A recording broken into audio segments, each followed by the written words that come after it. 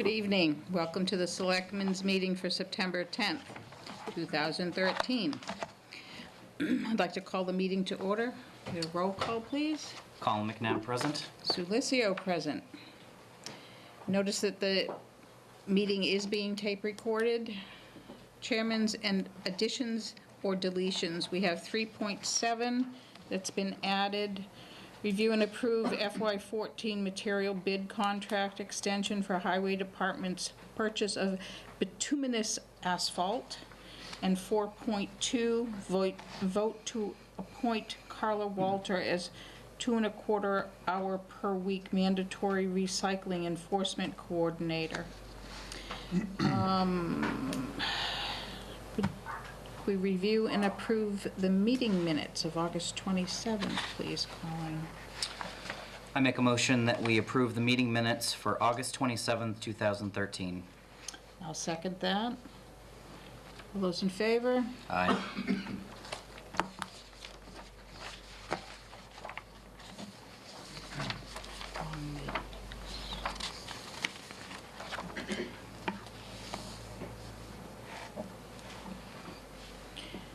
Appointments and hearings were a little early. Do you want to take that anyway, or Andy? Chief, do you have everybody here that I you have expect? everybody here, yeah. Okay, so we could go If you ahead. want it, or if you want it, I don't mind.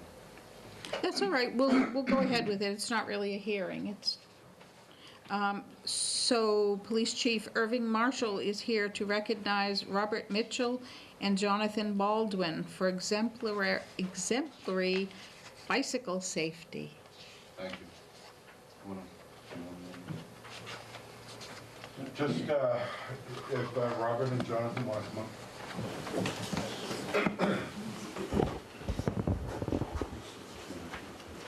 up. Robert and Jonathan, Robert's 11 years old and Jonathan's 13. They live on Emery Road in Townsend. And they're friends and neighbors. And on August 14th, they went out for a bicycle ride together. And unfortunately, there was a accident. And Robert, you'll have to excuse my assistant. Graphic presentation. Graphic presentation. There was an accident which resulted in Robert being struck by a motor vehicle on South Road Road. If you want to go to the next slide. That's Robert's bicycle, or what's left of it. 43. Next. There's Robert again. And as you can see, the damage resulting in the accident, the damage to the windshield of the vehicle, and I think we have one of the front sides of the vehicle as well. The impact near the front headlight there. Fortunately for Robert, Jonathan reminded them before they left the house to put his helmet on. And it's a lesson that he learned in elementary school in Texas. And it's something that we've been trying to teach here since 1995. We've had a bicycle helmet safety program every year. And we give out ice cream certificates to those that are seen riding their bicycles and practicing bike safety. So it's obvious in this situation that that lesson that Jonathan learned elsewhere, but that we also teach here, worked. Robert ended up with a few cuts and bruises, but as you can see from the photos, had he not been wearing a helmet, it could have been much worse than that. So we asked them to both come here tonight to basically let the public know how concerned we are about bicycle safety and wearing helmets. And also recognizing Jonathan for his actions reminding his friend to not only put his helmet on, to buckle it up. So, like I said, it's a lesson that we teach at our bike rodeos that are put on by the Recreation Department. And also something that we advocate throughout the year with our bike safety program. So, we wanted to do something a little special. We gave Jonathan and Robert each a bike helmet. Robert's was damaged during the accident, so as a result of that, it was something that he should have been replaced anyway. So we've replaced their helmets, but I also wanted to have a little special treat. And if we could go in the other.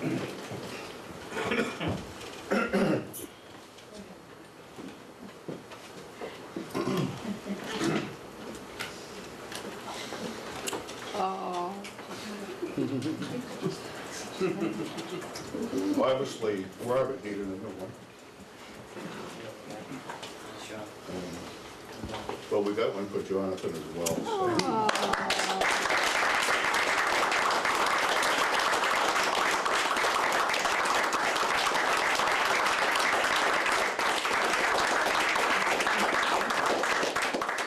So you guys can fight over.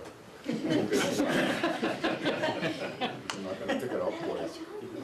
So, anyways, that's our little presentation, and like I said, I thought it was noteworthy and the story worth bringing to the public's attention. So, thank you.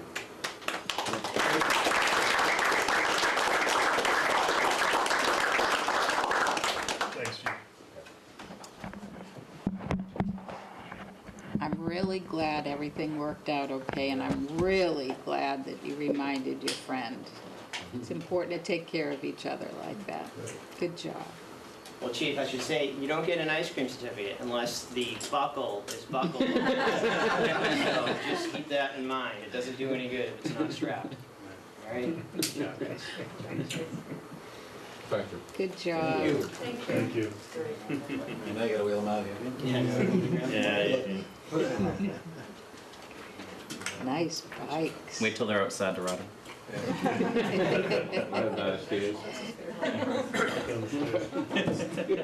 take you on the great hall and around. Excellent. That's nice. Thank you, Chief.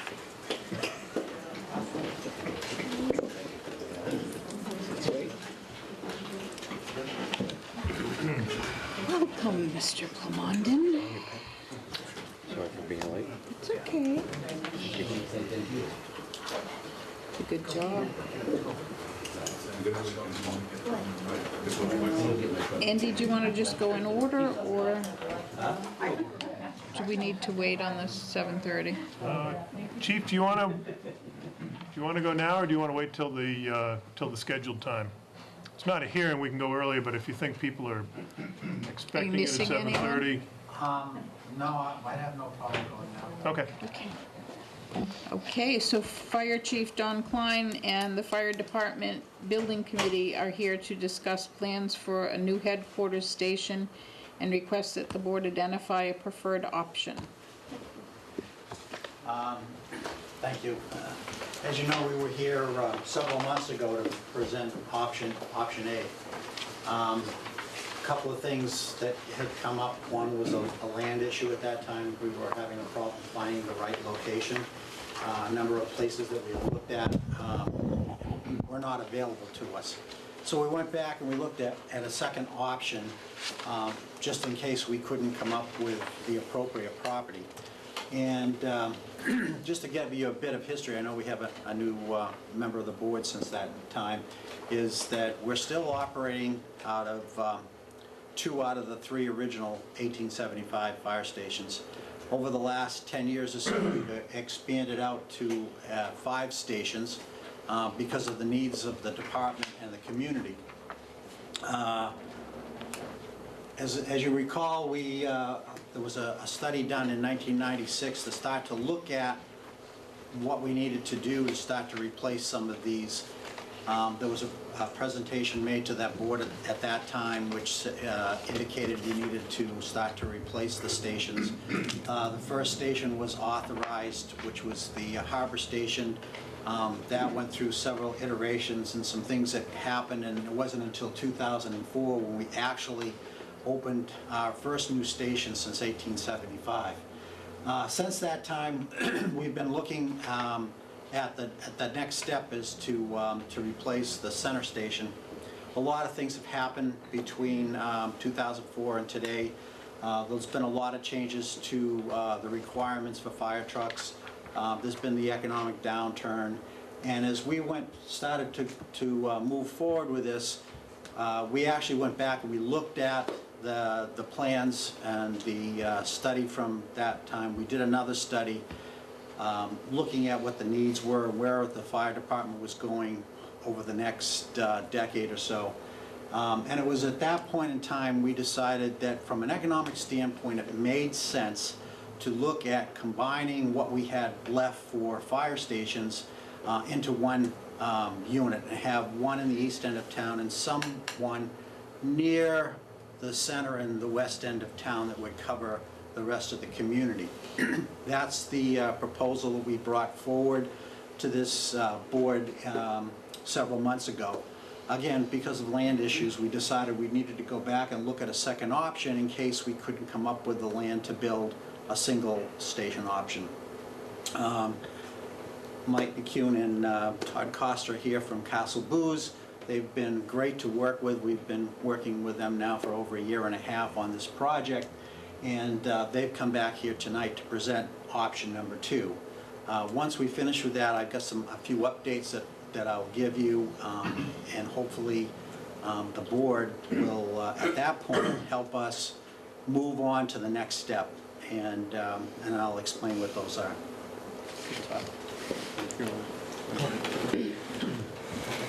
As the chief had said, my name is Todd Costa from Castle Booze Associates. I'm a project architect that's been working with the chief and the building committee since the beginning in the project. Some of the problems that are inherent with the older buildings, as the chief had mentioned, the vehicles are getting larger.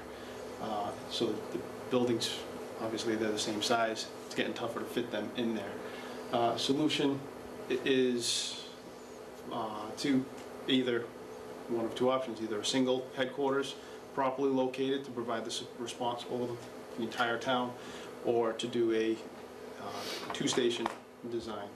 And I'm going to go through the two-station design first, and then just kind of do a refresher of the one station.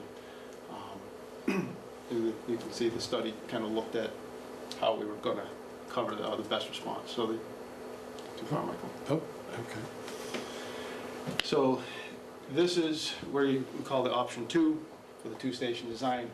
The headquarters has a public section in yellow where all of the community would be able to come in, freely access. Your administration in purple, and your firefighting spaces, which is in the rose-colored area. Those are all essential to being accessed off the apparatus bay. This is their bunker gear, which is the clothes and jackets that they put on before they go into the trucks. All of the storage relative to EMS, and all of the fire equipment that is needed to be stored. The large pallets of Speedy Dry and foam, as well as their dispatch located up there, and some other support spaces in this area here. There's a large meeting room, meeting and training room out in front, kind of as the public eye, directly accessed off the public area.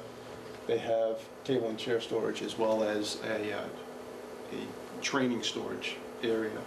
And you come in to the administration, you have the administrative support, you have your fire prevention office, your billing clerk, you have your EMS lieutenant and captain, and chief, as well as the operations officer. And but that's a training room, and their main conference room.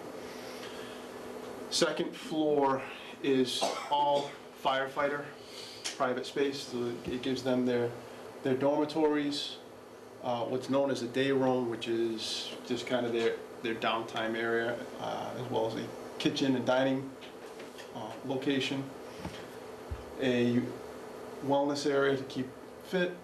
We have lockers. We have a hose tower for being able to dry hose and tarps and equipment, as well as that creates a secondary function which allows the department to train. It becomes a training tower for doing lateral evolutions out a, out of a window opening, so that there's times where they have to do bailouts and they have to basically jump out of a window onto a ladder. That gives them the opportunity to do that, as well as rappelling inside of the station. So now training becomes a function of their downtime. They can go grab a harness and do the training as keeping themselves refreshed. Mezzanine storage area, just very efficient use of upper and lower space to be able to store some of their larger items that are not regularly accessed but need to be stored because at a moment's time they may need to go into that area and pull out some of that equipment that needs to be put onto a truck to be brought to a fire. Just some ideas of where the elevations or the massing of the building could go. So you can see the 3 drive-through apparatus bays. You have this center core location here, which is where the radio room is. That allows them to not only see traffic that's on the road, but also look over the apparatus apron, as well as internally look over in front of the doors to make sure that it's a safe operation for the firefighters. They get full view before a truck leaves to say, stop, there's a guy alongside the truck, you know, for the safety of the firefighters. And this would basically be the primary entry point here, and the offices down that way, and the bunks up on the upper level. And we have a perspective view of what this could potentially look like in the street, trying to respect a lot of the community buildings that are already in place here. So that's just kind of a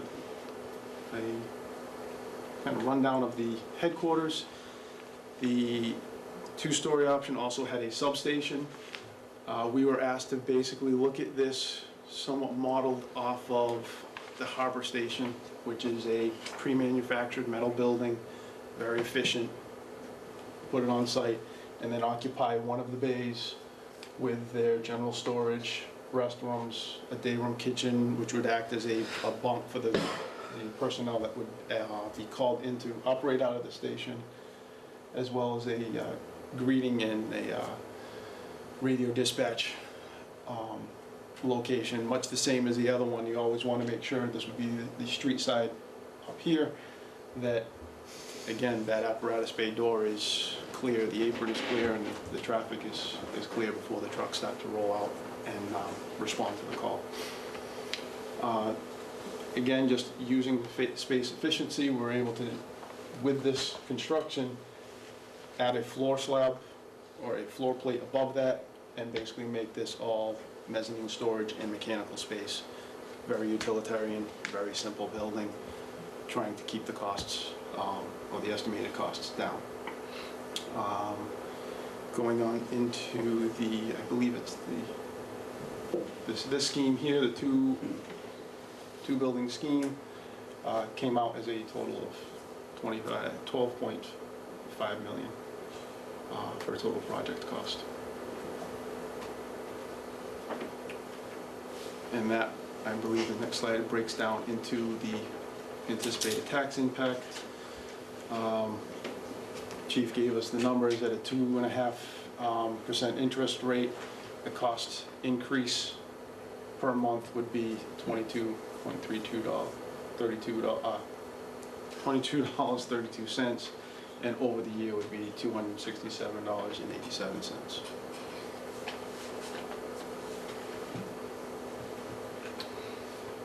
Now the next, we just go through kind of some of the comparisons between the two. This is option 1, which is the single headquarters. Slightly larger in area, just because we had to take on a few more vehicles. So we have 4 apparatus bays, similar bunker gear, similar public entry, meeting and training area. A lot of this, the same function happens because it's still the headquarters, but we get these additional storage bays for some of the trailers, ATVs, some of the equipment that if you bring it in out of the, being stored in the weather, the equipment's gonna last longer, it's gonna have a longer lifespan for the town and for the department. Upper level is, again, the same thing, just very simple, trying to keep all of the bunks and the firefighters kind of private operation so that they're not sleeping down where, you know, public can come in and disturb them, but keeping the private section up on the upper level. And again, there's a lot of the same features, day room, kitchen, you have a hose tower, and then the white space top and bottom is mezzanine storage as well as this fire equipment storage there. Locating this on a site, basically, we always want to maintain a public parking section, try and keep the vehicles separate as well as inside the building, keeping the people separate, and then come around the back, and that's all firefighter, you know, fire truck access, obviously, for the apparatus bays, responder parking, and then a outbuilding for some of the additional equipment to be stored out there.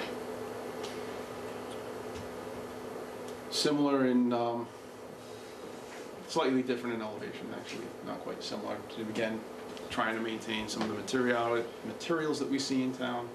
You know, the nice stone base, clapboard, and this actually peak or cupola is actually where the hose tower is, so we're getting natural light down inside of the apparatus bay for their daily operations to try and curb some of the energy cost as well. The single headquarters option came in at 11.3 million to do that project as it stood, and all of that is without the anticipated loan cost. So same interest rate, 2.5, the cost per month was $20.17, the cost increase per month, sorry, and the total cost per year was $242 on the average household value. And the next is the next steps. So, as I said earlier, land was part of our major problem, is trying to find the appropriate land that would put us in the center or somewhere on the main street of Townsend for the quickest response. With option 2, we did find a landowner that was willing to sell the property. We don't have a figure for that. It was actually the American Legion was willing to sell that. We did, under option 2, have a problem looking for the appropriate land directly here in the center of town. Space-wise, we needed approximately 2 acres of land to put that on. Currently, the station, headquarters station, sits on 1.6, and we had looked at that early on, but we had to rule that out for a number of reasons, and one is it just wasn't enough space there for us to build the appropriate building. Since the last time I was here, we did have a landowner that has come forward and is willing to, on the option 1, the single station option, has come forward and is willing to sell us the appropriate amount of land. In fact, it is more than enough land that for future expansion, whatever that might be, out into the future, there'll be enough land there for the town to expand on going forward. I spoke to the gentleman again today. Originally, he had asked us not to mention that he was willing to sell the property, but he has given that permission today that we can go ahead and announce it, and that is the Townsend Ridge Country Club. Is a section of land there of approximately 6 acres that they're willing to sell to the community to build a fire station. It is appropriate, it is in our target area, and we've been over the site a couple of times. We still need to go in and do some site and soil testing in the future here, but we believe that the site is appropriate for the fire station. The committee and I have looked over all the options, and from a financial perspective, both in the cost of building the station as well as in the future cost of operations, we're backing the single station option. We're bringing it before you folks tonight for discussion and to see what you would propose. We're also looking to have an informational night next Tuesday evening where it will be open to the general public to come in, and we're going to present both options, get their feedback. We've been showing a film here for the last month on cable television, showing the conditions of the buildings and the reasons why we're looking to build a new fire station. We will present that as well at the public forum, and we encourage all of our listeners out there to come next Tuesday evening here to discuss this. And hopefully, and I've spoken with Andy, and we've got a placeholder in for the annual fall town meeting to bring this forward for the town to vote on the funding for this project. The fall town meeting, Andy? Yes. Chief, But- what's the projected land acquisition cost? Is there any estimate at all in terms of? Not at this time. We haven't even sat down to discuss that with the gentleman. That would be our next step, but again, I don't want to enter into any negotiations with anybody until I'm sure that we're going to move ahead.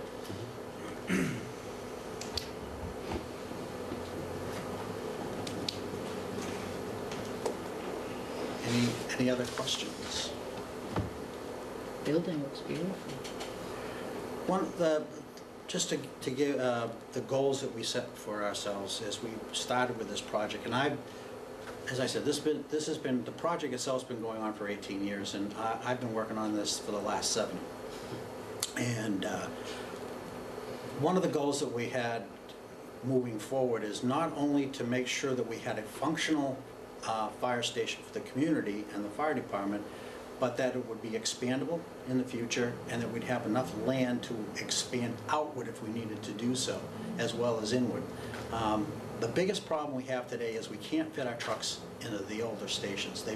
Some of the new regulations have got us to the point where we've had to move trucks around, put them hopefully in places where they're appropriate for the response that we need to do, and that's not always the case. The other thing is we just don't have enough storage space. From record keeping to supplies to equipment, we've got it stashed all over the place in the town, and sometimes you forget where things are when you want to get them. It would be beneficial not only to the community but to the fire department to have it in a centralized location that we can access appropriately.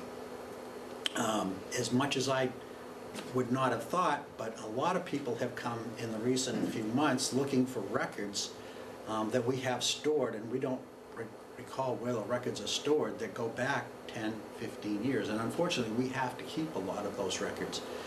We've started a process of computerizing some of that information, but it takes years for us to be able to take all those paper records and start to get them electronically. But we still need to keep the paper copies of certain things, some for life, others for a number of years. The other thing that we looked at is that we wanted to make sure that whatever we build is aesthetically fitting to the community itself, so that it fits into the environment and it's pleasant for people to look at.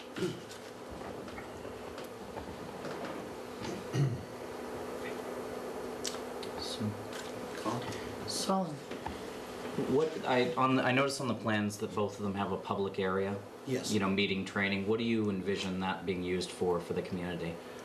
It gives us another large meeting area. I need a large training facility for my folks. I have a lot of people, and I'm going to try to bring in classes. There are a lot of academy classes that are available.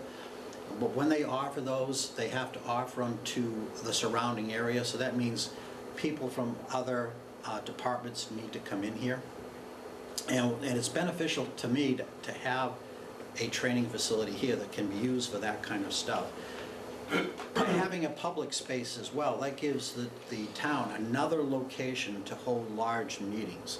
As you know, you have this building which you can hold some in, you've got some over at the library, but you don't have a lot of other facilities that you can hold larger type meetings or public hearings if you wanted to do so. This gives you another option. I have a question. Chief Marshal, would that be something that you would use for training for your group as well? I mean, yeah, if it was available, I'm sure we could, yeah, we could do that. I mean, are there trainings that you would Yeah, well, I mean, we otherwise can do not the be same able thing to that Norton have? can do. We can set up trainings, even communications, training through communications and police trainings, and sure, yeah, that'd be. What's the capacity of the lodge tournament? Todd, I think it would. 50? I think it's 50 that we Yeah. said it. We said 50. 50 people at tables, and that almost doubles if you remove the tables and go Right. just chairs, Chairs. similar to this layout.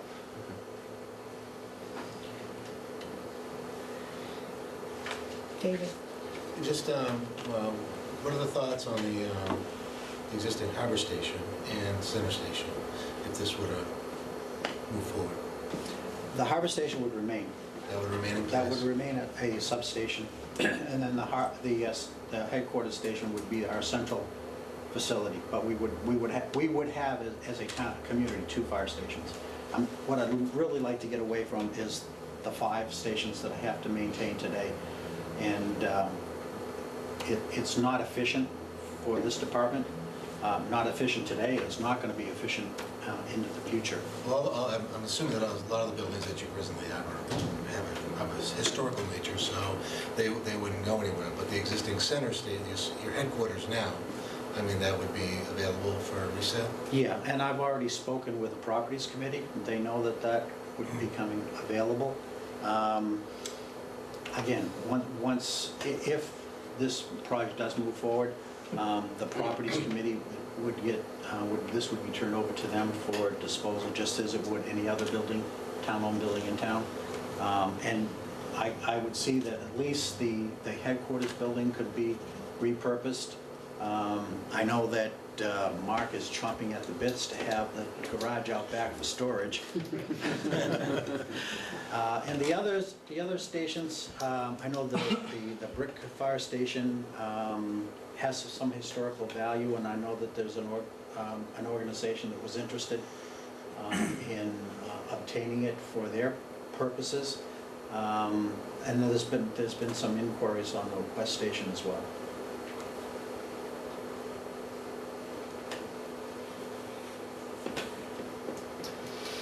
And I'm thinking of that property. Does that actually face Main Street? the golf course one? Yeah, No, it's on Scales Lane. okay, so And it's it down there. sits, it's actually a piece of property that the golf course doesn't use today.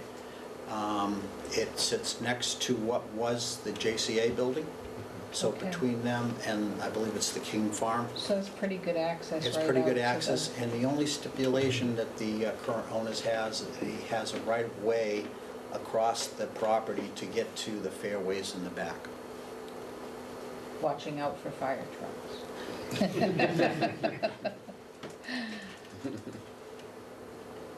So what do you need from us tonight?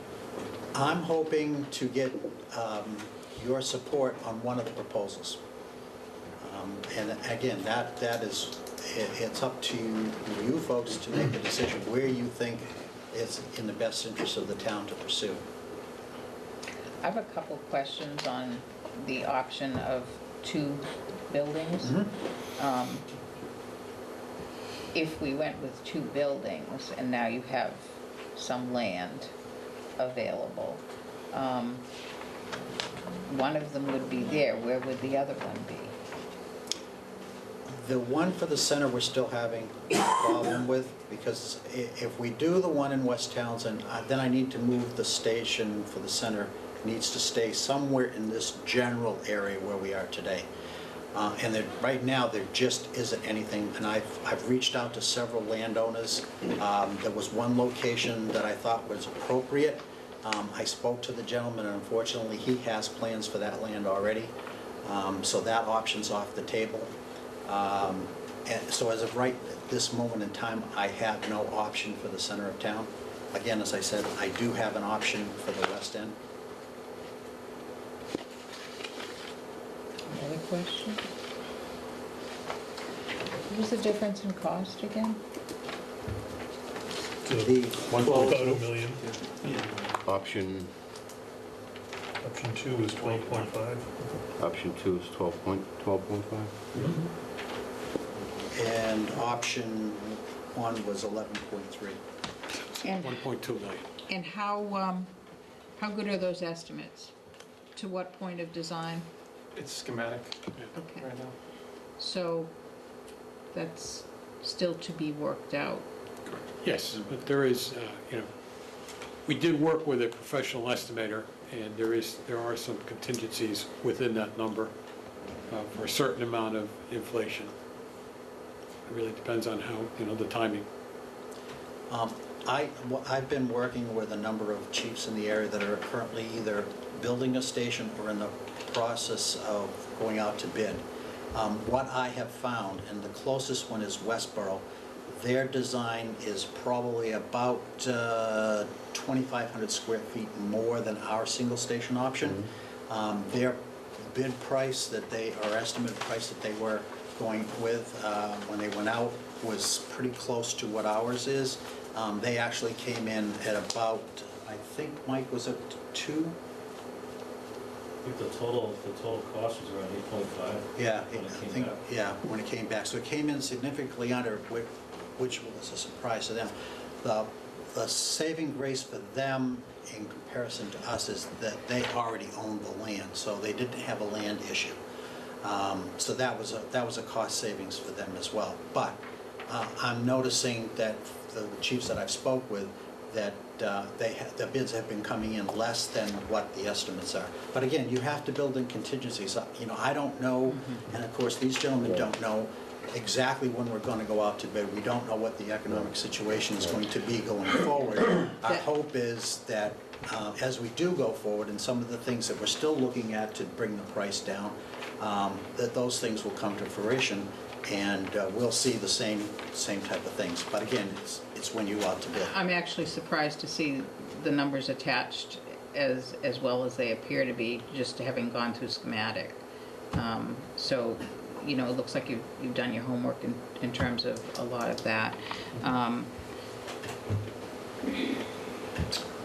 had another question. Timeline. If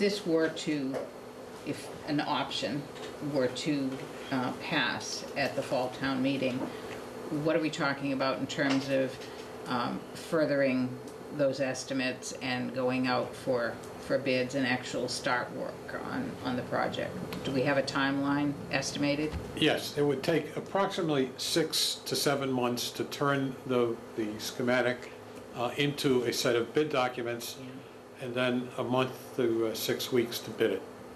So you're probably looking at close to 8 months from the time it's authorized to move forward to actually have a bid number in hand to begin construction. And construction is going to be, what do we figure, 12, 14 months? 12, 14. Yeah.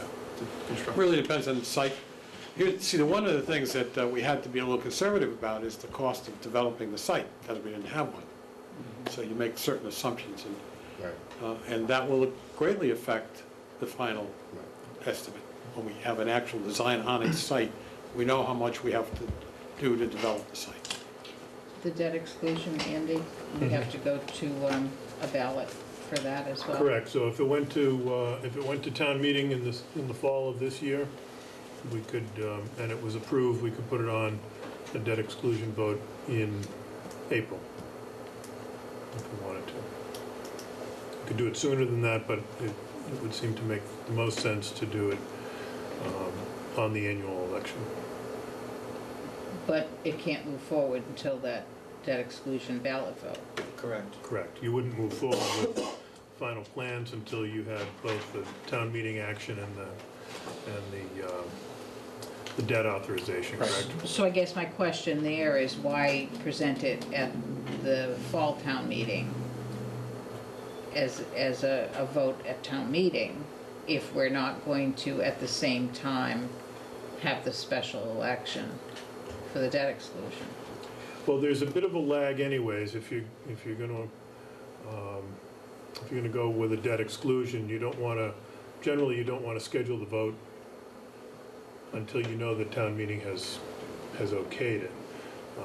And there's typically a 35-day or slightly more than that lag between town meeting and election. So let's say it's December, best case, okay? You're still 4 months away from the spring election. Correct. And the other thing you have to remember is that your spring election is before your spring town meeting, so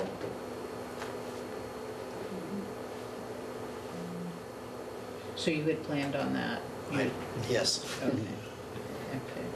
I just want to make sure that the timing isn't going to negatively impact the timeline for the project.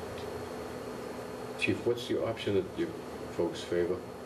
I'll let the committee chairman speak Okay. to that. All right. The option that we're pretty much in favor with, especially with the land option that we have now, is the single station one. That's all, The scales lane. right. And that would include the Scales Lane property. That was our stumbling point throughout the whole thing, was having a piece of land to put that on that would service West Townsend equally. And that land does it, just barely, but it does it. It puts that station far enough west so that the personnel from west can get to it at a good response time. Seems to make the most economic sense too, in terms of, I don't care what you build, if you build two buildings, it's gonna be more expensive than a combined, I mean, that's just, We like both scenarios. The price that came in on a two station was really nice, as opposed to the first one too, so. But land is, like we said in the beginning, land is our enemy. right, If you don't have it, you can't build it. right. So, yeah, I mean, we started moving in that direction, and luckily, that land came up, and we're very happy with that land. And we feel that that land's gonna need very little work, so. I just got a somewhat of a technical question, if you will. Assuming you went with the single station option, do you feel as though there'd be any significant difference in response time Well, versus how would you? where that station will be, that was why the original land that was closer to the center, that would be an issue, because you're closing West Townsend. You still have personnel in West Townsend that needs to get to the truck. Right, So you're having them come 2.5 miles to the center to get to Right. the truck. Now you're moving that station further west, so it kind of brings both the personnel from this area and that area into the station. Maybe not at the exact time, but probably close enough so you can get, the apparatus on in a responsible amount of time. And two, we had, the NFPA has a set standard for response time, both for full-time and call departments. And with the study that these gentlemen have done for us, we're well within the response time that we need to have for a call department. Have you spoken to any of the businesses that are on Scales Lane and about whether this is going to adversely impact their business? No, we haven't, because up until just recently, Today. we were asked to keep that land quiet as the owner's request. Okay. That can be done now. I can't imagine that many of the businesses on there would really. Okay. I wouldn't think so, I say but- that myself, but we haven't asked. Right, I would just hope that you are going to ask the Just businesses. for reference, from a planning point of view, fire department already uses Scales Lane for training on the hydrant there and so on and so forth, so it's already used. Okay. They're not advertly seeing a fire truck. My guess would be that any business there would love to have a fire station right across the street. Really? Their insurance costs I will think go. Yeah. I'm sure that any of the businesses wouldn't have a problem. I just want to make sure that they're, that they are informed and they know what's going on. That's gotta be part of and the process anyway. Yeah, and I Proposed think project. too that the businesses on there will like it because of another reason is that we're gonna have to apply to the DOT because we're gonna have to put some kind of a traffic mechanism at that intersection for us, which would greatly enhance the ability of the Sterilites or the golf course or the King Farm to get their traffic in and out of that location too. We also tried to keep in mind that for the future for this station, the two-station scenario, like I said, was nice. It would do if we had to do it that way. But the facility that we build has to be large enough. And this land, fortunately, is large enough. So even if we have to downsize the project a little bit, in the future, it gives us that expansion room to go wherever we want with it, basically, and that would include some training room outside as well as inside, so. So I have another question. As you move from schematic into a more estimating design, who would be making the decisions on if you needed to scale back? The reason I'm asking this, and I normally wouldn't, is because I'm on the school building committee thing and I'm learning about this stuff. Ask me if I want to, but, would you rather not know about? But I know there are decisions, should we do this, should we do that? Materials, things like that. I don't know how variable those things are with something like a fire station. I think conceptually, if we have to scale back because of cost, I think it's important that the committee that's been formed will be together through the entire project because they understand where we've come from and now they can make the decisions on what we can give up and what areas that we could add on to in the future if necessary, if we gave up those things. So it's important for these gentlemen to stay together. Unfortunately, as you're well aware, that I've only got a few more months left here, so I have been working diligently with these folks to bring them up to speed on some of the things that have transpired over the years, and I think that they're well capable of moving forward. But as with anything, it always helps us not only to help make the decision, but we need to come and work with you folks, with the capital committee, with the finance committee. Those are the key people in the community here in the town government that need to help us as we move forward. And we understand that, and we think of it as a partnership. And that's the only way that this project is going to move forward, if we keep that partnership intact. Well, I mean, something that came to my mind was, it's nice that the proposed land does have room for expansion for either the station or for something else for the town's use. So planning that into the design is an important thing to know, that, some kind of use for a piece of that land might be preserved for another usage in town. I don't know what that might be, but you can see that over a number of years, buildings change and needs change, and the biggest thing for us seems to be storage. It's I don't know why, but it's like, we build lots of buildings, but we don't build lots of storage for the things that are, and the people that are working in the buildings. So I'm glad to see that looks real well thought out on this plan. So, I mean, my tendency is to just go with option one. I mean, it's what the committee's looked at, worked on, the single station option, yeah. We wanted to make sure that we explored every option. That way there, if questions do come up, especially next week, myself and Don can be there and tell people. We did go through the options. These are the options. You know, other than these two, we have no options. You know, we cannot continue the way we are now. Well, I mean, the It's not thing gonna with happen. option one versus option two, two buildings, two maintenance. Yeah. You know, if you're dual systems, you're dual Yeah. maintenance on all the systems. And that strictly had to do with a land issue. That was the only reason Yeah. that we Right. went back to a two-station scenario. But that land was not available to us, and you know, we were out of land. We had no place to put it.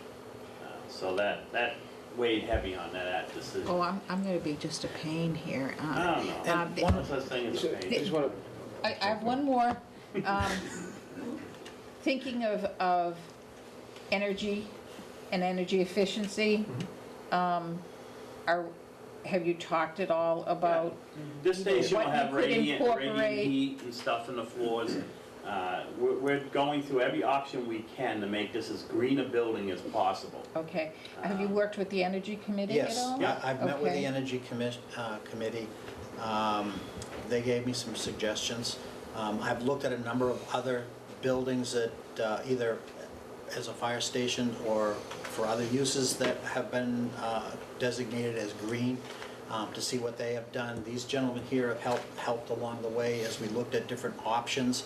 One of the key things for us, and it's a big energy user, is the apparatus bay. Because today we heat from the top down, and when you have a large expanse as we do, it tends to, as you know, heat rises. So I'm heating the top part of my building before it starts to bank down. By using radiant floor heat, I'm heating from the bottom up. So the temperature that I need to maintain my apparatus at during the winter months is going to maintain here without having to heat all that upper space. And that's going to be a great energy saver moving forward. Yeah, I thought of it when you pointed out the cupola as well, from a light perspective, and having as much natural light being utilized as possible. And that's throughout the whole building. We're trying to have as much light come in, natural light come in to help out. Okay, Bob, you had a question? yeah, just so I'm clear, on the single station, which is option 2. Option one. I'm sorry. Single station is option 1. One is one, two is two. Okay, okay. Single, Nice. under option 1, the land acquisition was, did you say 6 acres? Yes, approximately 6 acres, of which you used 2. For the single station option, it's going to be a little more than 2, so we're designating, I think it was 3. Oh, 3, okay. So 3 acres. Right. Okay. So that will give us half the acreage for expansion or other Right. use. And then there'll be a little bit set aside as a right-of-way for A the... little bit set aside as a right-of-way for the... Option 1. And it looks like we already have support for a storage Single building. station is option 1. Just general storage. If I could just add, essentially, the estimate that we put together, which is based on a schematic design, was we're intending to meet a LEED certification in terms of making it certifiable, or the stretch code. It's that efficient, that's what the estimate's based on. Doesn't mean that we would go after a LEED certification, because that means another cost. But it's designed to that standard. But we already have the, We already have the Stretch stretch code in Yes. place, right. Right.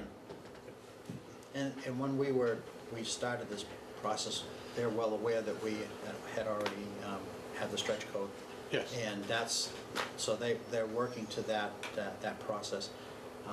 Again, as we move forward, we're going to continue to look at building materials and stuff that are more energy efficient than others, and hopefully, we'll have a building that will be a model for other communities in the future to come look at.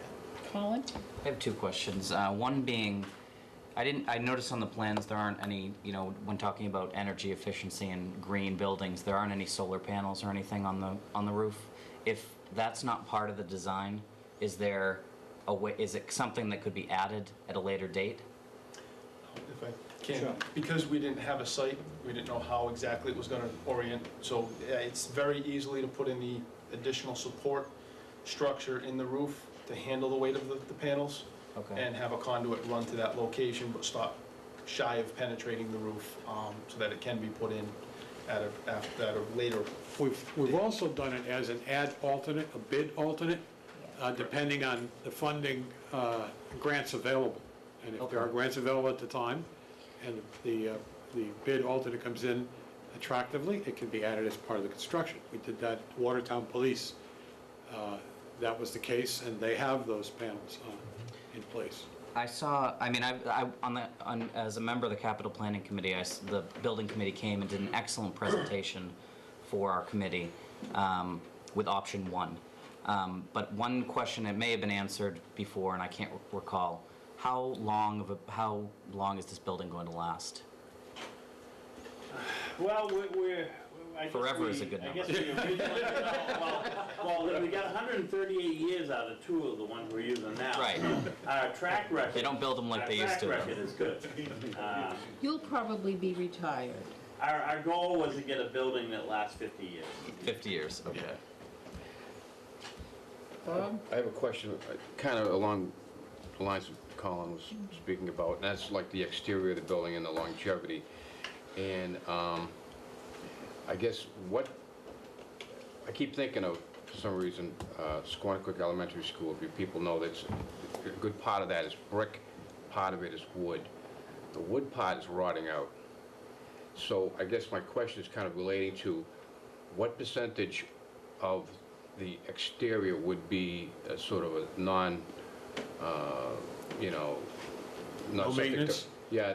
100%.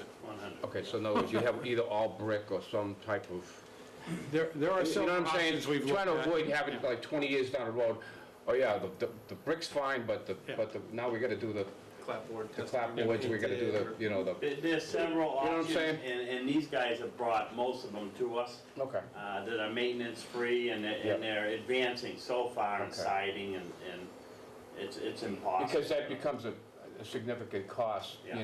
20 years down the road, when you have to sort of go after and there's nothing wrong with the brick, but but your wood's rotted, and I'm just trying to look at. No wood collaborator. We would either be using, the 2 products we've been considering are hardy plank, which is a cementitious plank with a finish that's put on in the factory, or something that we think may be even better, which is a fiberglass product.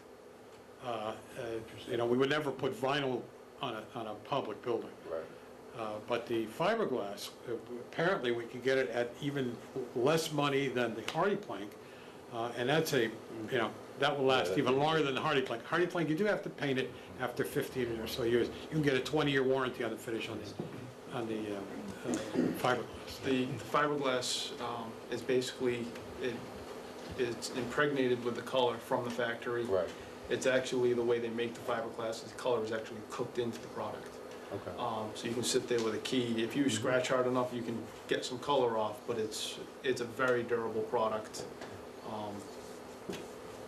And it's dimensionally stable, which is a key thing, so that it all shrinks and expands together as a uniform element. It's not like you don't have to put expansion gaps on a single board for the entire length of the building. Right.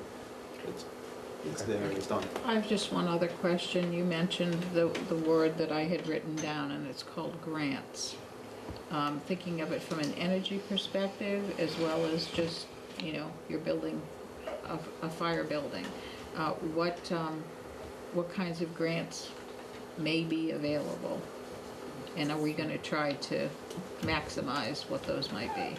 I can't speak to the energy grants. I think more aligned that Andy may know more about them than I do. But I can tell you that from a fire station perspective, the federal government did a grant a number of years ago, but they've only done it once, that gave a few communities some money to help them renovate or build new fire stations. The closest one that I can think of is the town of Ware. Got that grant, and they're finishing up, if they're not already open, their fire station through that grant. The state has talked about it several times, of having something similar to what they have in the school building program, but that hasn't materialized yet. So at the present time, I don't see anything out there that would give us an option to go apply for. I wish I had better news on that front, but there really isn't much out there. I knew you would have looked at it. Andy, what about the energy grants?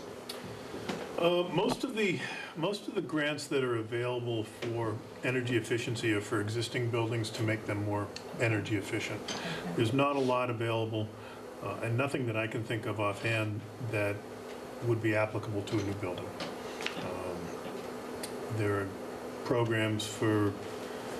What about solar programs, though? Aren't there things available for Well, solar? there may be something that we could do with a private solar developer that would potentially work to our advantage, but that would be something that it would have to do to some degree with what Todd mentioned earlier about the orientation of the building, the size of the roof, whether the size makes it marketable for a private solar developer. It may be something that probably it would have to be in concert with some other site.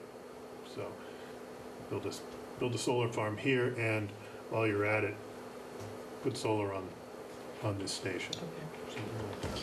But we would certainly look into that. We all set?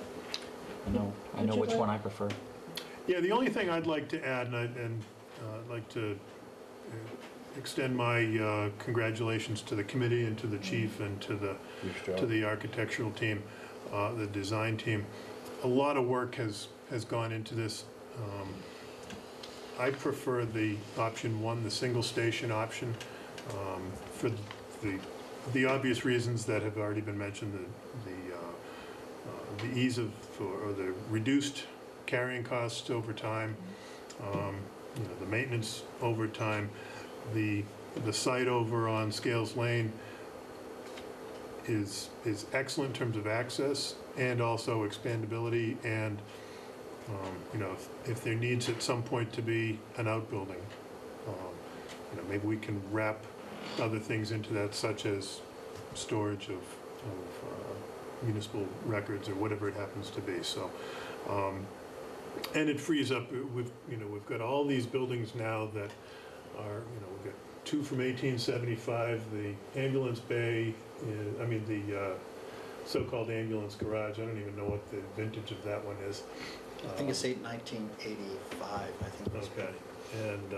And then the current headquarters station, which is really, it was not designed to be a public safety building. So we've got a lot of buildings that are inefficient for the use that we put them to.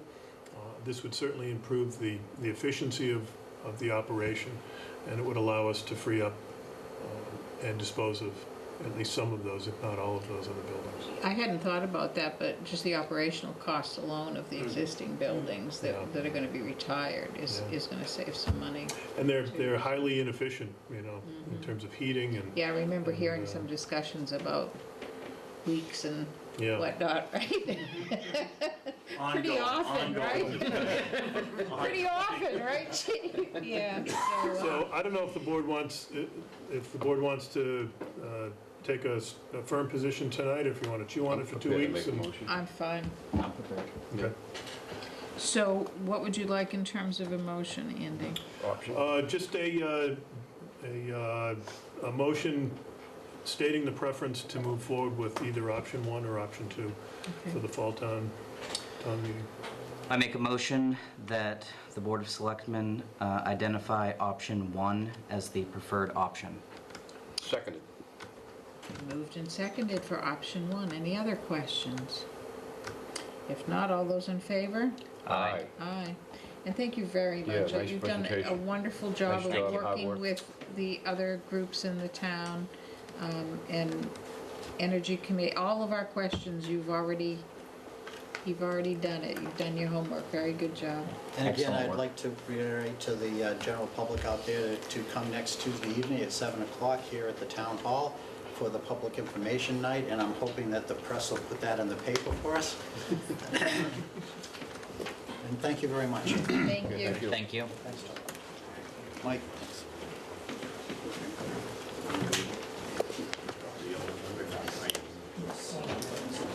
The difference between bring in both. Thank you. Said there was a $1.3 million Mike. off the top. No, option one is the one that. Good job.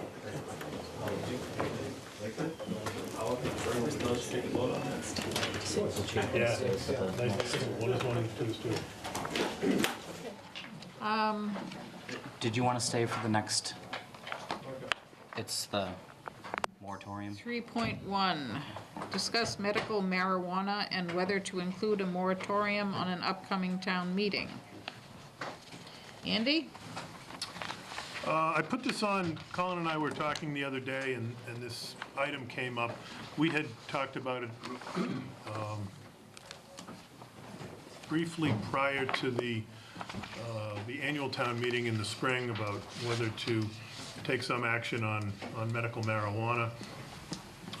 There are something like 138 applications pending with the Department of Public Health for medical marijuana dispensaries throughout the state, and it's the way that the regulations or the ballot initiative was approved at the state level. It's akin to, in many respects, adult entertainment, and the way that came up a few years ago, where you can't prohibit it, and if you don't regulate it in some way, you leave yourself open to it being located perhaps anywhere that a developer wants to do it. So I spoke with our council about this issue. They have a model moratorium warrant article that I put in front of you tonight. There was a copy in the packet, and then I put a revised one, an updated one, in front of you tonight. Pretty straightforward, that it establishes a moratorium. In our case, it would be to the end of 2014. We can't go longer than that. The courts have already ruled in a couple of cases that would be the farthest that you could go with a moratorium. Feeling that communities have had enough time, will have had enough time by the end of 2014 to do something. So what this would do would put the brakes on anybody who is desirous of opening a medical marijuana dispensary in town, and allow us to do some local planning to decide where we think that the appropriate locations would be, make determinations as to size, and if there are setbacks. Sometimes there are setbacks from schools or nonprofits or public facilities, things like that. So. And who would work on that? We would look to, there are a number of models out there already that we would be able to borrow from. We would ask the land use staff and the planning board to look at that. But that would be a team approach. Obviously, the chief would, both chiefs, I think, would have a role in that. It's a potential issue for a number of different departments. And so I think a broad approach to how we address that would be the best way to move forward. So that kind of, if the moratorium passes and it's only through the end of 2014, it kind of puts a timeline on when those decisions need to all be done by. It does. And So we would have a couple of... Who will be driving that? Because I think that's an important thing for us to talk about as a warrant article. Who would be the... In terms of the final product, the bylaw that would come forth in 2014, I would say that the board would direct me to make sure that happens. Okay. And again, working with the land use staff and the planning department, the planning board, make sure that comes to Co-sponsor comes to pass. So that becomes a goal. Correct. That has a timeline. Yep. Definitely. Yep. And we would have a couple of bites at the apple to get that done. We obviously would have the annual town meeting in May and a fall town meeting a year or so from now to get that in place within the limits of the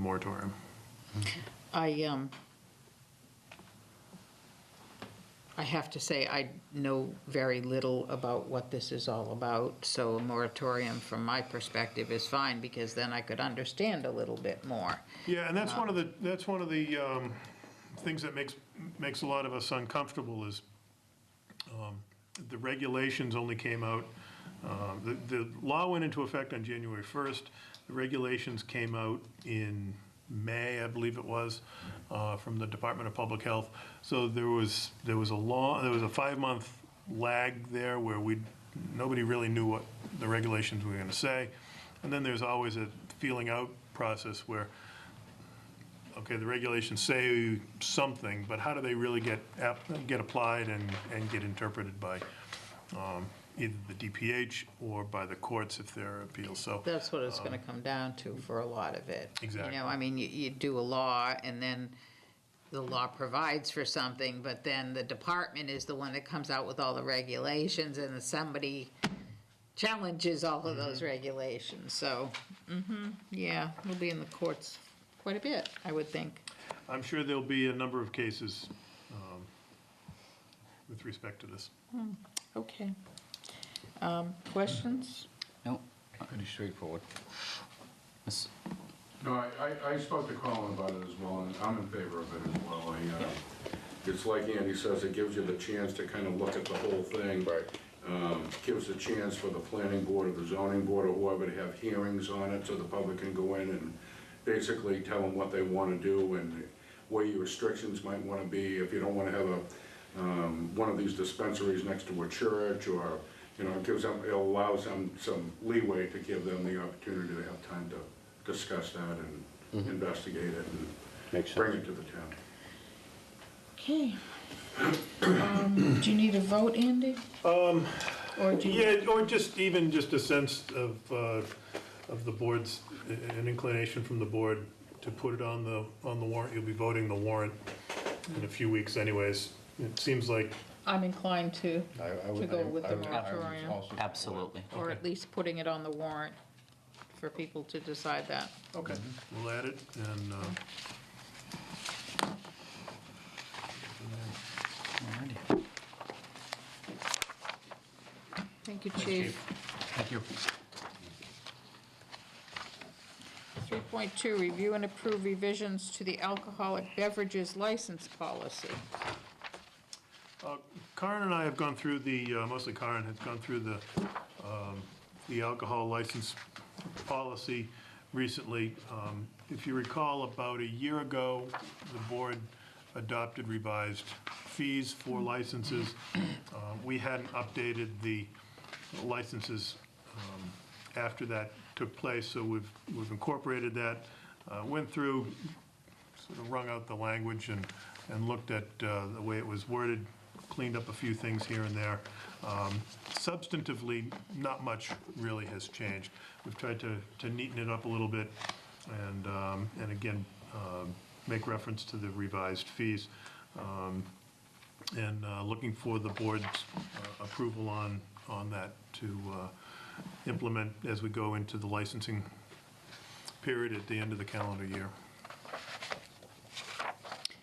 And how often do you need to change this if it has actual amounts in it? Or, I guess the question is why you wouldn't, in the policy, just refer to a document that has the most recent or the current list of. We could do that. It's not more cumbersome. It's no more cumbersome to do it this way. The board votes to adopt fees or change their fees. It's in some respects easier to have it all rolled into a single document so that we can just say, here it is, this has everything you need to know. And there's no legal ad requirement or anything like I was that. thinking of more in terms of continuously maintaining it, that's all. Right. We last updated it in 2011. Okay. So it's something that, you know, we sort of keep track of things as they come up, make a note that next time we look at them, clarify this, clarify that. So the fees haven't been increased since 2011? Fees were increased in 2012, fall of 2012. We updated the policy manual in 2011, and then a year ago, we updated the fees. Okay. Okay. Do you need a motion? Please. I make a motion that we approve the revisions to the alcoholic beverages license policy. Seconded. Moved and seconded. Any other questions? Not all those in favor? Aye. 3.3, review and approve request of Deborah Reeves to hold the 9th annual Gregory Reeves Memorial Scholarship Run on Saturday, October 12th, and to close Brookline Street from Main Street to Highland Street from 7 a.m. to 12:30 p.m., and further to authorize the police chief to approve temporary closures of other roadways, as they've done in the past as well. Yeah, this is an annual thing that we do to make sure that we have a safe route for the run. And it's a little bit redundant in a way to authorize the chief to make temporary closures. He can do that anyways, but just to make it clear what's happening. Okay. Great event for a great cause. Yeah, so we need a motion to that event, to that effect. I make a motion that we approve the request of Deborah Reeves to hold the 9th annual Gregory Reeves Memorial Scholarship Run on Saturday, October 12th, 2013, and to close Brookline Street from Main Street to Highland Street from 7 a.m. to 12:30 p.m., and further to authorize the police chief to approve temporary closures of other roadways. Seconded. Moved and seconded. Any other questions? If not, all those in favor? Aye. Aye. 3.4, review and approve one-day special license for Terry Roy, VFW Post 6538 for wedding reception. I make a motion that we approve the one-day special license for Terry Roy, VFW Post 6538 for a wedding reception on September 28, 2013, from 6 p.m. to 10 p.m. Seconded. Moved and seconded. Any questions? If not, all those in favor? Aye. Aye. Aye. 3.5, discuss the status of the goals the board adopted in 2011. Give you a minute to sign those.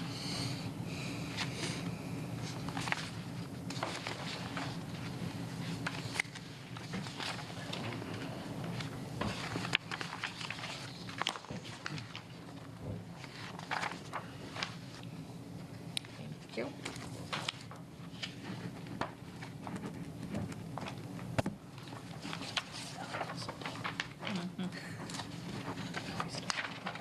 you.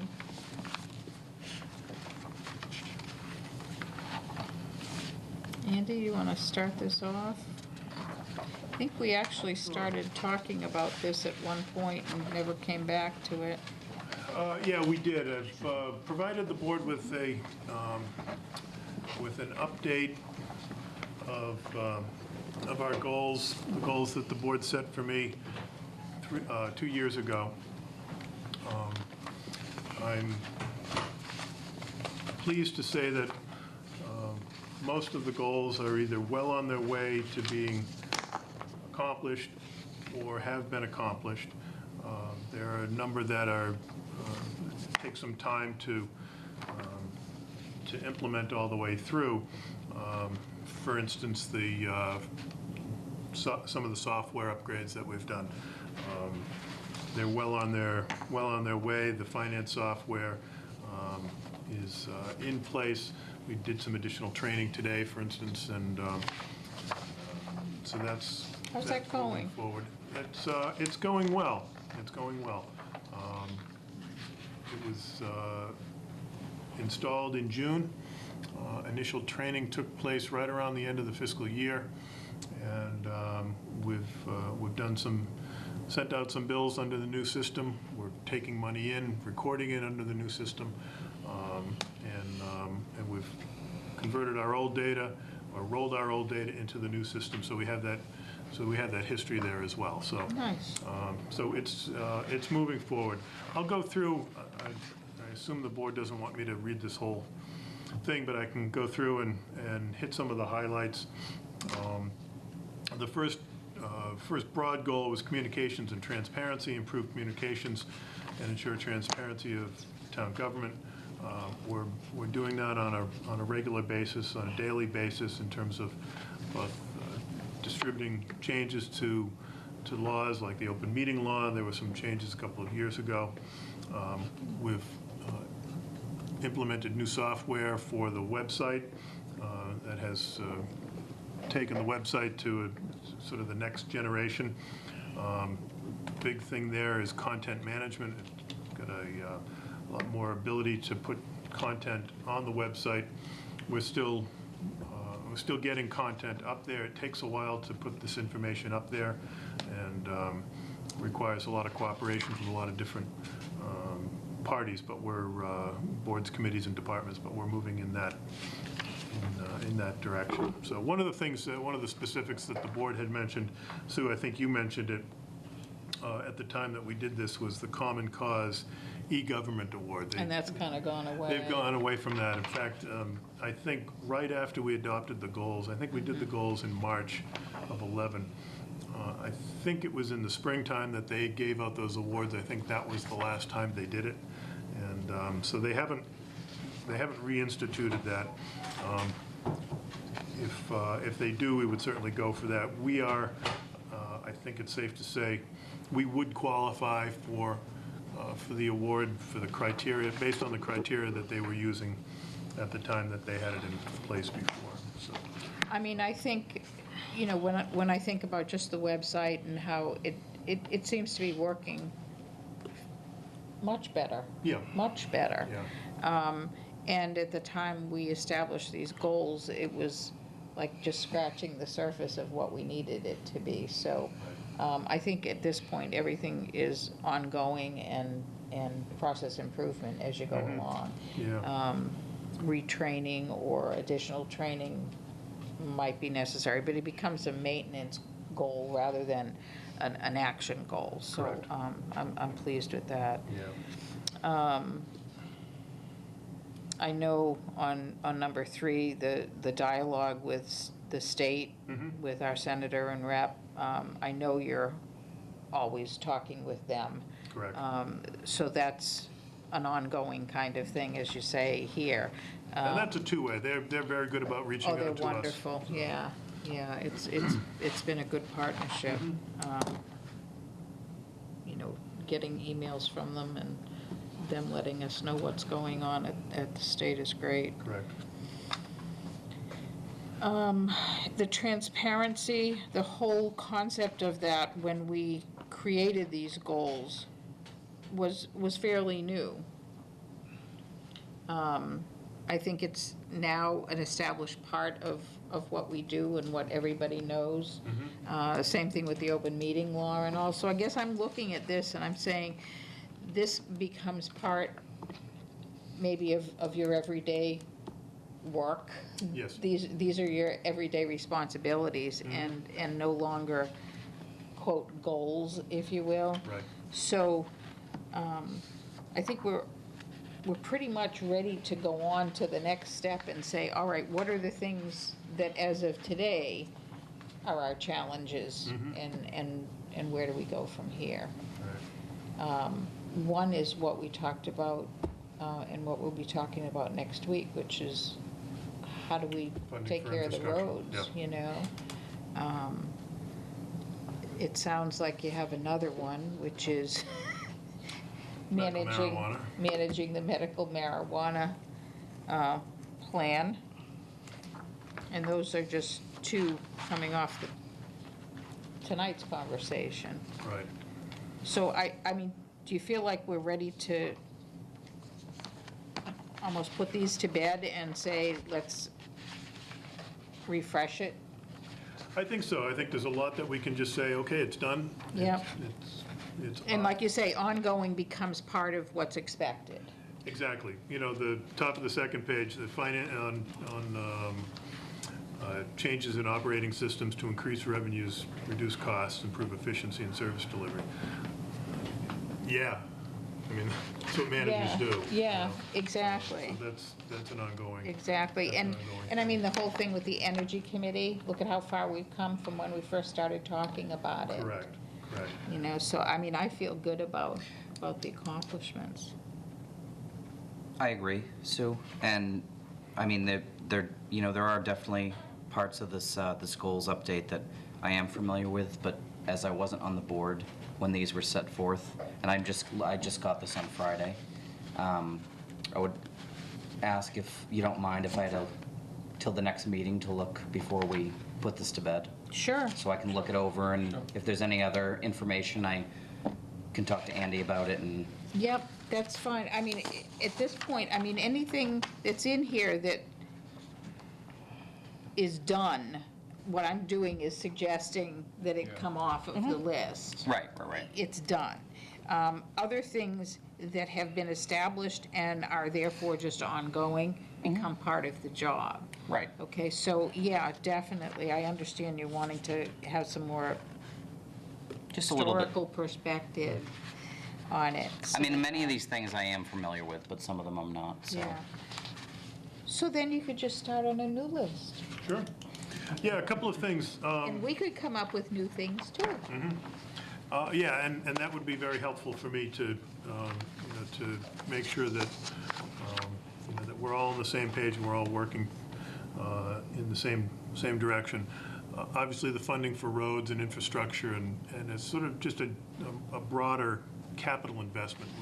We've talked a fair amount over the years about capital investment, and we haven't always done a great job of investing continuously in our assets. And we've done a better job over the last few years. I think there's momentum in that regard. Obviously, roads are a big piece of that we haven't really bitten that one yet. But hopefully next week's meeting will help in that regard.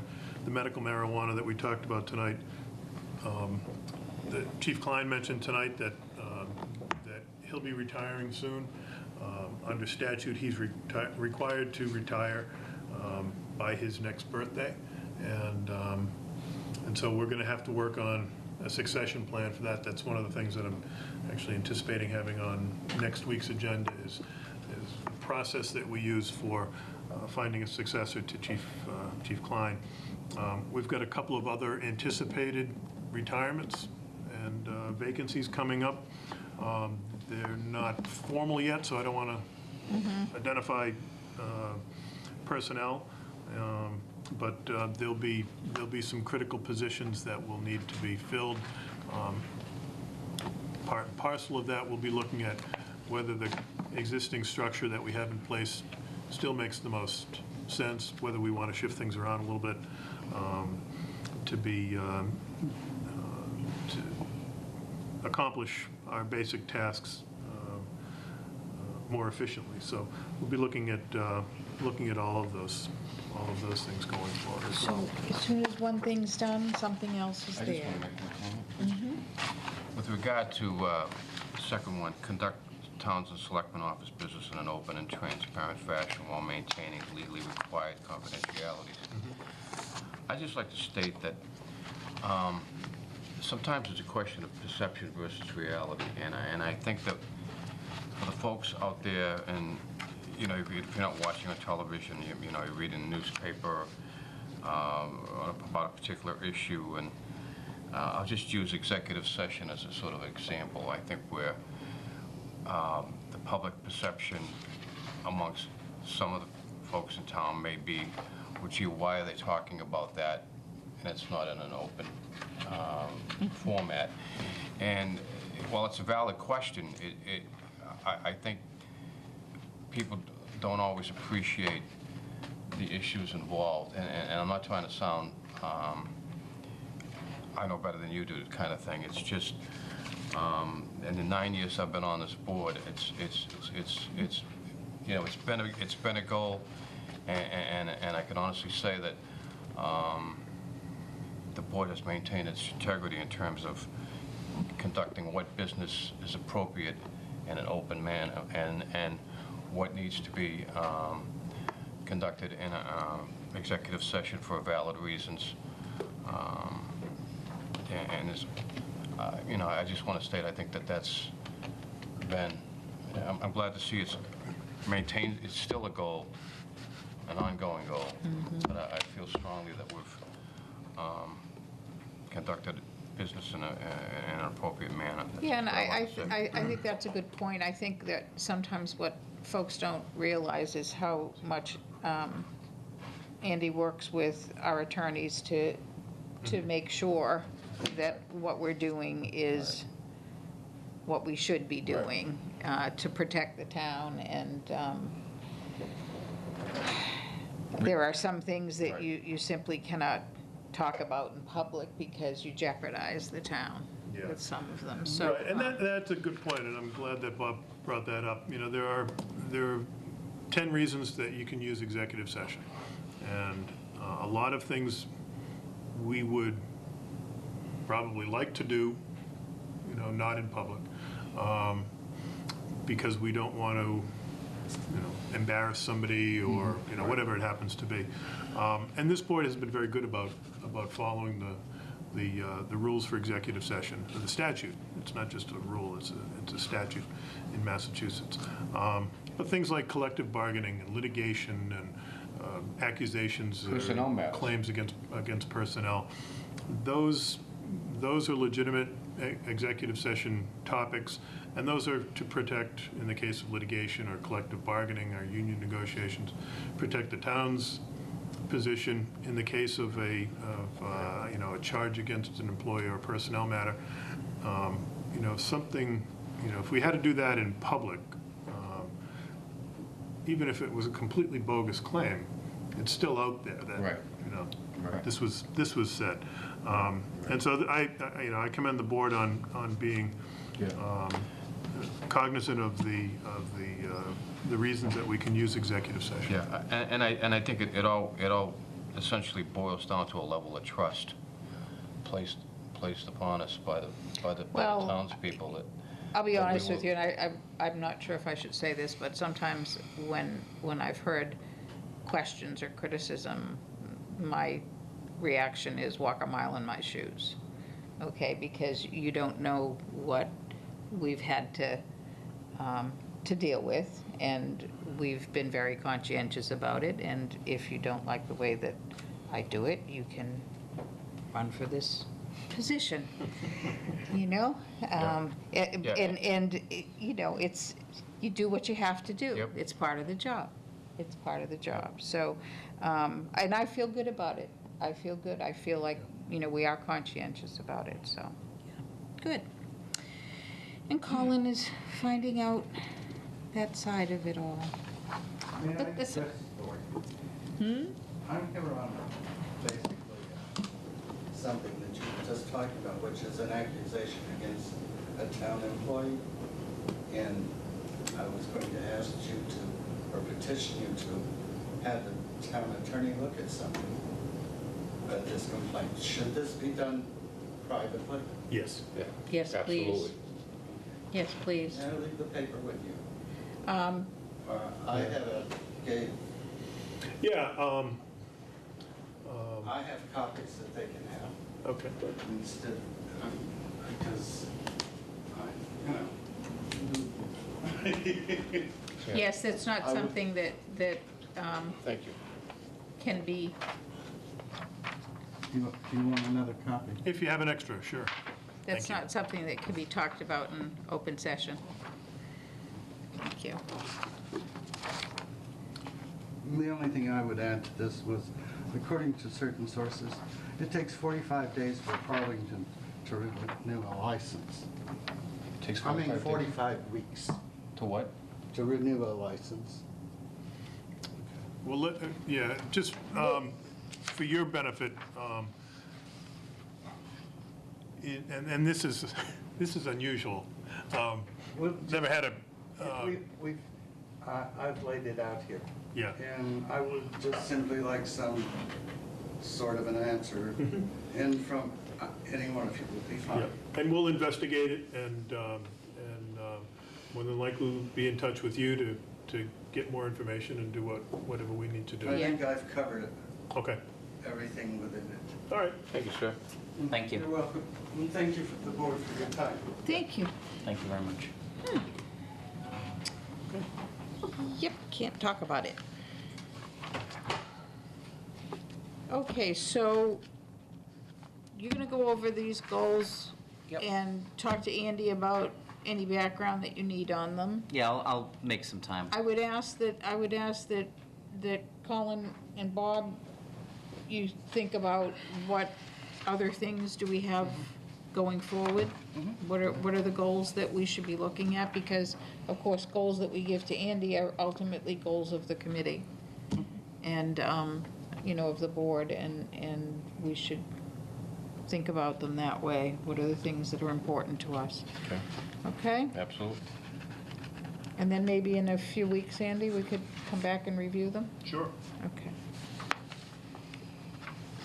I'll hang on to this one. So let's go on. 3.6, discuss establishment of a charter committee. Topics include number of members, appointing authority, timeline for a final report. Andy? Yeah, we had talked about this back in the spring leading up to town meeting. If you recall, the charter that was adopted in 1999 includes a section that says the charter will be reviewed every 10 years and it shall be reviewed by a committee that is made up of the following, and it identified the membership of the committee or the appointing authority for the membership of the committee. That committee did its work and reported to the board back in the spring, and in short, identified a number of grammatical and organizational changes that it thought would be beneficial, and identified a number of more substantive things that it felt was beyond the charge of the committee, and identified those for the board to be addressed by a charter commission or a charter committee the next iteration. So we had talked about it, and then we kind of fell off the radar. And so now that we're sort of back on our regular meeting schedule, I wanted to put it back on to see if the board still wanted to go forward with that charter committee. There was a conversation back in the spring about whether it would be a charter committee or a charter commission. A charter commission is elected. It is that's the process that Pepperell is going through now and looking at their form of government. It is the process that Groton went through a few years ago when they looked at theirs. A charter committee can do almost everything that an elected charter commission can do. It's a little bit faster. It can move a little bit more quickly. Obviously, you take the elected process and the petition process out of it, so you save generally a couple of months in that vein. So what I've put in front of you tonight is an email from Town Council Lauren Goldberg to this effect. It's clear in her email that this board, as the chief executive of the town, can appoint a charter committee, give it a charge, identify the number of members, if you're going to appoint them all, if you're going to have other appointments from other entities, and give them a timeline for their action. I have a question, Andy. The last review committee, Yeah. Wasn't there something else that they were going to give to us? A synopsis, if you will, or did they end up giving that to us? They gave us a final report. There was going to be a warrant article. That's what it was. Which I knew was there was something. which was the typos and the grammatical things and the non-substantive changes. And then they had trouble pulling it together in time for town meeting, and then since then, or shortly thereafter, we said, well, we should have a committee anyways. And so I think they determined at that point it didn't really matter. Since we're going to have a full review, a more comprehensive review, all of that could be rolled into that, Okay. into that formal review. So the intent of another review committee would be to look at more substantial changes. Right, not the grammatical. It's not just grammatical, but it's like, are there conflicts in the way that it's written? Are there things that, now looking back at it, might not be quite what we think the intent should be today? Okay, so it's truly a review, and it's for the purpose of revising to be current with today. Correct. Okay.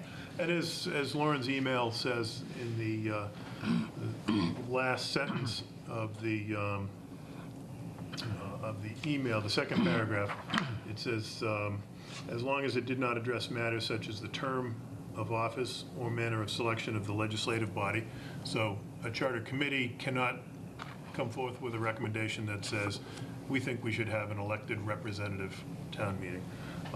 The Board of Selectmen, so it can't say we think we should have a 7-member Board of Selectmen or something like that.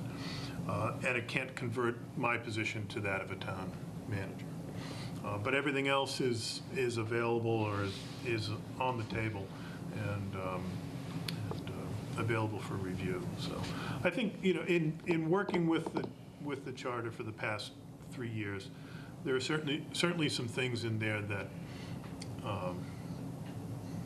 It's outdated. are problematic. Yeah, I mean, it's as if when you read it, you can understand what their intent was, but unfortunately, that's not necessarily what it says. Yeah, and there are places where you read one thing and it's clear, and it says, this duty belongs to this entity, and then you go a couple of pages later and is related to that duty, and it says it belongs to this other entity. And so the benefit of this review now, almost 15 years in, is that we can look at the way it's operating and try to massage those areas and streamline it. There's definitely a couple of muddy areas of the charter. Yeah. That there is conflicting, Yeah. spheres of authority. And I think those things should be cleaned up, because there are a lot of people who quote the charter quite often. Right. And, it becomes, what, I can't remember what the saying was, but there was a saying called, he who quotes scripture writes his own. So. It's very deep. Yeah, and I think that is what happens sometimes with the charter. You read it the way that you want to interpret it. Yeah. And that's, it's just like with any laws too, but, yeah, I think that would be a really good idea. Yeah. Bob, how do you feel about it? I think we should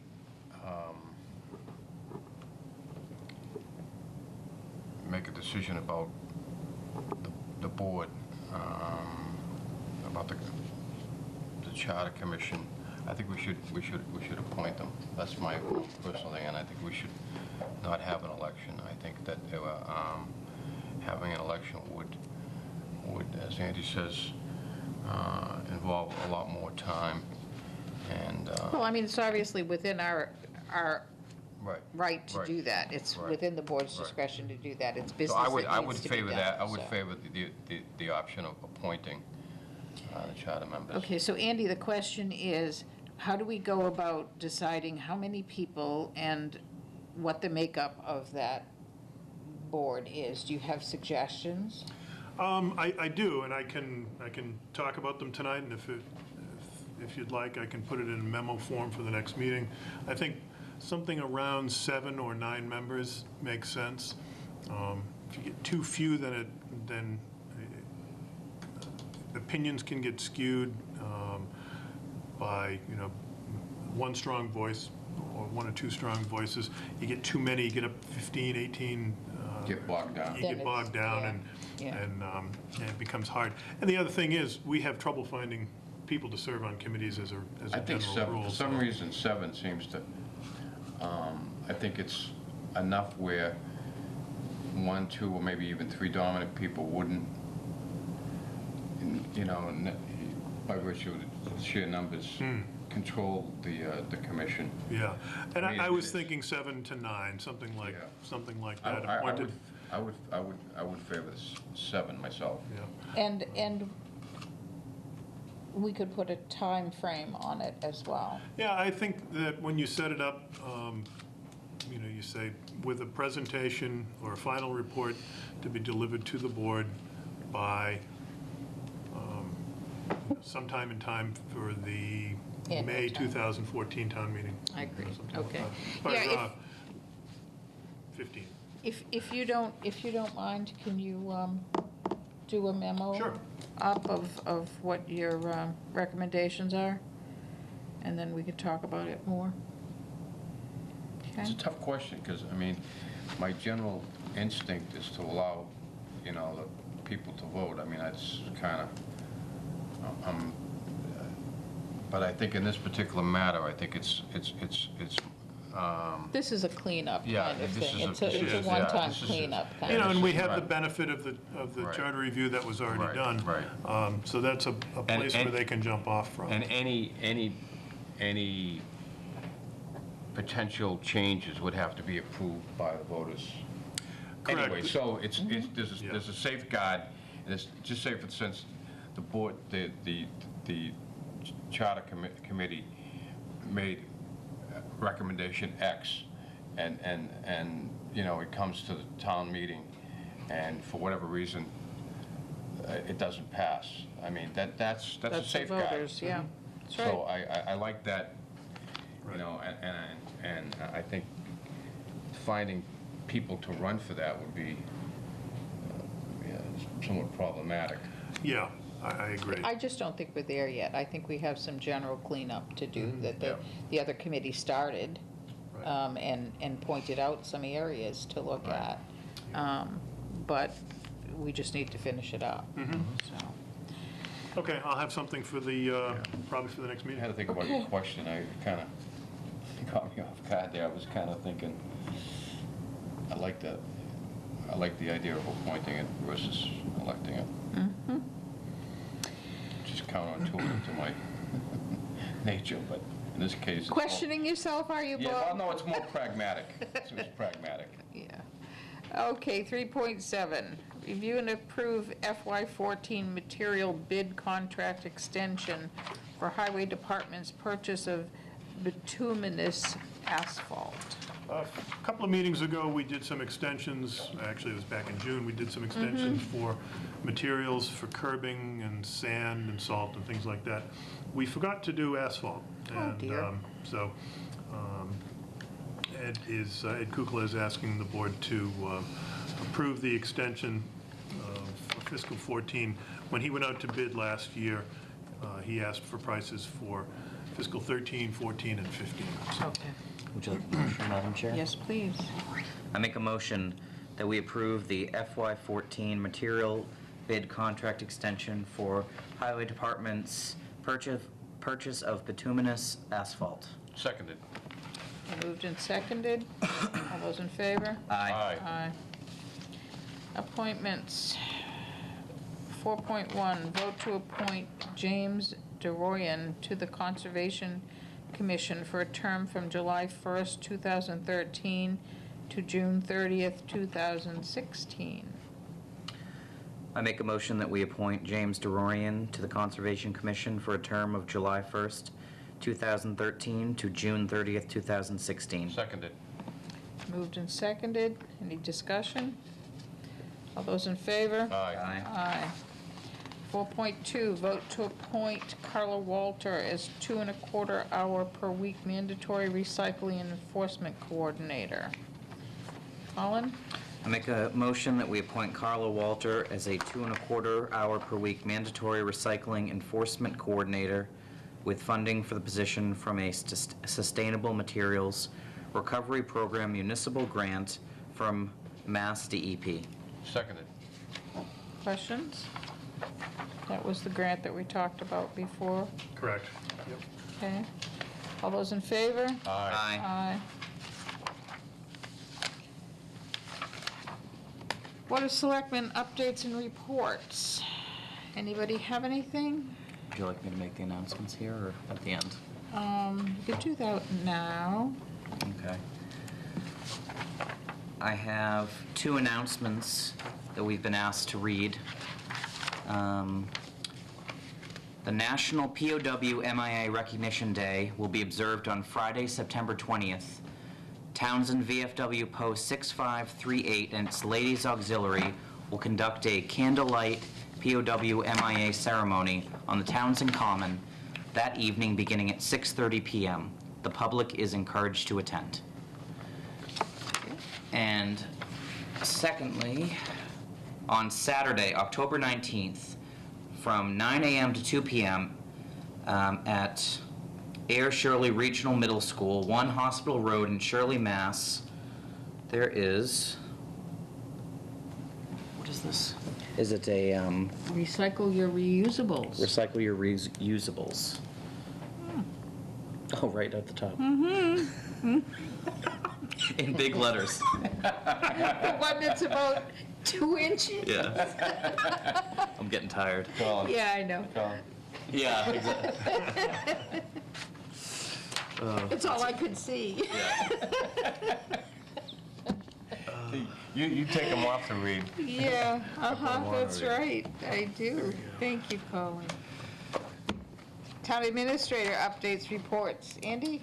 Nothing to talk about tonight. I did want to talk about the, just bring up the building committee, the school building committee. The subject of fees for licensing fees came up. Really? Yeah, typically, I guess that what they said is it usually runs like 1% of the construction budget. For us, it would be 800,000. Yeah. About $800,000. And I just wanted the board to be aware this is being talked about, and probably at the next meeting, we're gonna have to talk about it further. But I want to give Andy some time to look into it a little bit more and talk with Ed and some others about it.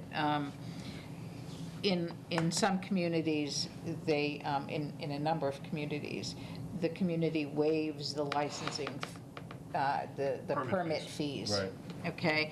You can't waive fees that are from the state.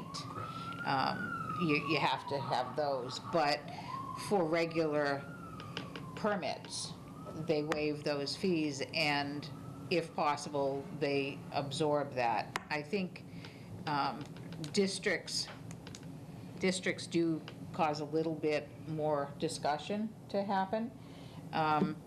It's not so much the permit fee itself, but it's what that funds in terms of the people and the resources that are going to be required to go out and do those inspections. So we're going to need to talk about that a little bit. And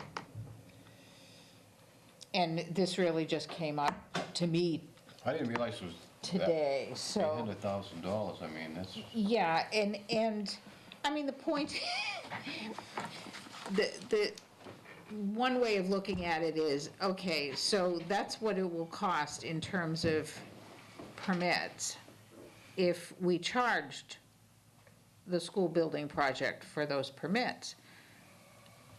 So on one hand, I'm looking at it and I say, okay, let's think about this. We're gonna charge ourselves and pay interest. Right. That doesn't make an awful lot of sense, which is why I am sure other communities waive it. Right. Now, for us, because we're such a small community, we don't have a full-time wiring inspector. We don't have a full-time plumbing inspector. So it's things like that that we need to figure out. Do we need some kind of contingency funding? Or would we be part of the project cost in terms of funding those additional hours? Okay, so I just wanted to bring that up to you guys to be thinking about that a little bit. Glad you did. And we'll give Andy a couple weeks to kind of work with Ed and try to put something, well, with Rich. And try to put something together, because we really need to bucket what those costs would be, or what potentially those would be. Yeah, and it's a complex issue. As you say, it does, intuitively, it doesn't make sense to charge ourselves and then pay ourselves, and pay interest on that. But it, as the town in the district in which the school is located, we're the ones that have all of the permitting and inspectional responsibility. So we just need to make sure that we're going to be able to do that, and our costs will be compensated. So I've asked Rich to put together an estimate. Let's try to figure out what the burden of that project is going to be. It's going to be 3 years, or? Yeah, about that. And I think it's going to fluctuate too. And it's not going to start like tomorrow either. Right. But unfortunately, they're at the point right now of having to put the estimates together. Yeah. Okay, so they really need to know, and this is not, permit fees are not reimbursable by the state. Right, and that's the big thing. If it was Okay. reimbursable, then it'd be a different story. And the other thing is, it's not a consistent burden on us. That's right. The gas inspector and the wiring and building inspector, they're not gonna need to be there the same number of days or hours every week or every month. There'll be weeks where they're gonna be there every day. There'll be other weeks where they probably won't be there at all. So. Yeah, I would think that there's something that we can come up with to figure out, how do we make sure that we get compensated for any extra hours. Yeah. And leave it at that. Yeah. But that's kind of just, Yeah, the building-related Thinking fees are about the it biggest. today. So, but we'll have something shortly for you on that. okay, great. Anything else? Okay. I guess the only other thing I would say is just a reminder that we have a joint meeting next week with the FinCom and the Capital that's right. Planning Committee to talk, and Ed Kukla also, to talk about funding for roadway improvements and things like that. So hopefully we can How we might, put our heads together and come up with some solutions. okay. 5.3, review and sign payroll warrant. I make a motion that we sign the payroll warrant out of session. Seconded. Moved and seconded, all in favor? Aye. Aye. 5.4, review, sign bills payable warrant. I make a motion that we sign the bills payable warrant out of session. Seconded. Been moved and seconded, all those in favor? Aye. Aye. Make a motion, we adjourn tonight's meeting at 9 o'clock. Second. Moved and seconded that we adjourn, all in favor? Aye. Aye. Good night, folks. Thank you. Good night. Good night.